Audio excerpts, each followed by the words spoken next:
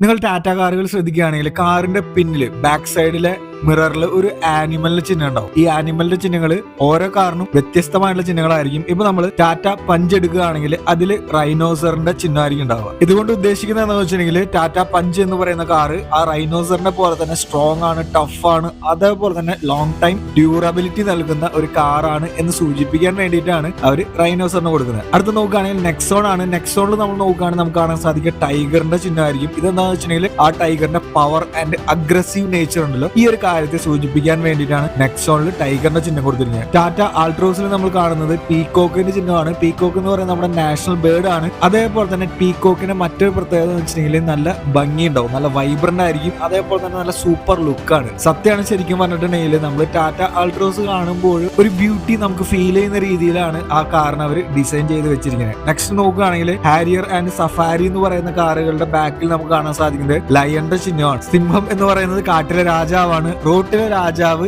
ഈ കാറുകളാണ് എന്ന് പറയാൻ വേണ്ടിയിട്ടാണ് അവർ ഈ കാറുകളുടെ പിറകിൽ ലയൺ ചിഹ്നം കൊടുത്തിരിക്കുന്നത്. മറ്റൊരു കാറാണ് ടിയാഗോ. ഈ ടിയാഗോന്റെ ബാക്കിൽ ഒരു വൈരുദ്ധ്യം പോലെ തോന്നിയിട്ടുണ്ട്. എന്താണെന്ന് വെച്ചിട്ടുണ്ടെങ്കിൽ അവിടെ അവർ കൊടുത്തിരിക്കുന്നത് എലഫന്റ് ആണ്. അവർ ഉദ്ദേശിച്ചിരിക്കുന്നത് ഇതൊരു ചെറിയ കാർ ആയിരുന്നാൽ കൂടി ഈ ചെറിയ കാറിനകത്ത് എലഫന്റിന്റെ, അതായത് ആ സ്പേസ് എന്ന് പറയുന്നത് നല്ല രീതിയിൽ അവർ മെയിൻറ്റെയിൻ ചെയ്തിട്ടുണ്ട് എന്ന് കാണിക്കാൻ വേണ്ടിയിട്ടാണ് ടിയാഗോയിലും ടിഗാറിലായാലും എലഫന്റിന്റെ ചിഹ്നം കൊടുത്തിരിക്കുന്നത്. ഈ ചിഹ്നം കൊടുത്തിരിക്കുന്നത് മാത്രമല്ല, ഇവര് ഈ മൃഗങ്ങൾക്ക് ഒരു ചാരിറ്റി ചെയ്യുന്നുണ്ട് എന്നുള്ള ഒരു അൺഒഫീഷ്യൽ ആയിട്ടുള്ള ഒരു ഇൻഫർമേഷൻസ് കൂടി നമുക്ക് കാണാനായിട്ട് സാധിക്കും. എന്താണെന്ന് വെച്ചിട്ടുണ്ടെങ്കിൽ ഓരോ മൃഗങ്ങളുടെ ചിഹ്നങ്ങളുള്ള കാറുകൾ ഉണ്ടല്ലോ, ആ കാറുകൾ സെയിൽ ആകുകയാണെങ്കിൽ ആ സെയിൽസിന്റെ ഒരു നിശ്ചിത പെർസെന്റേജ് ഈ ആനിമൽ ചാരിറ്റി വർക്കുകൾക്ക് അവർ കൊടുക്കുന്നുണ്ട് എന്നാണ് പറയുന്നത്.